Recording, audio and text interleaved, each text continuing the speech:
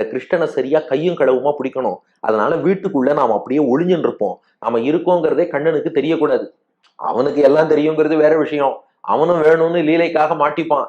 அதாவது இது எப்படின்னா, இவன் மாட்டிக்காமையே திருடிட்டு வந்துட்டான்னா நாம கிருஷ்ண லீலைன்னு ரசிக்க முடியாம போயிடுமே.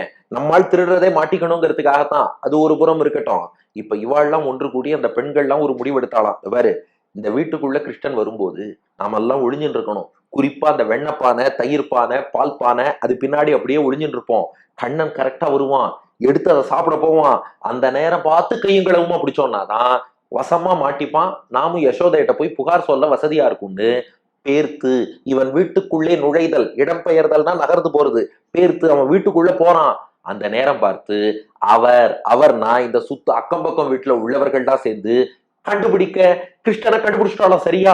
இப்ப அவ சும்மா விடுவாளா? பாரு, இனிமே நீ எங்க வீட்டுல வந்து வெண்ணைய திருடப்படாது.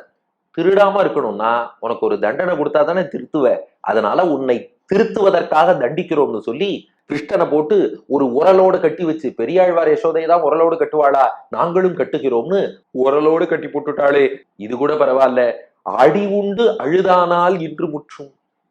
சரி, ஏதோ குழந்தைய மிரட்டுறதுக்கு தான் கட்டி போட்டான்னு பார்த்தா அடி உண்டு. அடி உண்டுன்னா அடி வாங்கின்னு அர்த்தம். அவ அடிக்க அடிக்க கண்ணனும் ஏதோ அடி வாங்கறதுக்கே பிறந்தவன் போல அடி உண்டு அவள்கிட்ட இருந்து அடி வாங்கிட்டு அழுதானால் ரெண்டு கண்ணாலும் கண்ணீர் சிந்தறான். கண்ணுல மையிட்டு இருக்கான் கண்ணன். அவன் அழும்போது கண்ணில் உள்ள மையும் கரைந்து வருகிறது. கூந்தல் மலர்கள் உதிர இரு கண் கொண்ட மையும் கரைய அந்த குழந்தை அழுதுன்னு இருக்கு. அந்த மை அப்படியே கன்னத்தோடு உருகி உருகி கண்ணீரோடு சேர்ந்து வரும்போது அப்படியே தொடச்சுக்கிறான். கன்னத்துல எல்லாம் பார்த்தா கண்ணீரோடு கூடிய மை அப்படியே ஒட்டின் இருக்கு. இப்படியெல்லாம் கண்ணன் அழறானே. அடியுண்டு அழுதானால் கண்ணன் அழுவதை வேற நான் பார்த்துட்டேனே.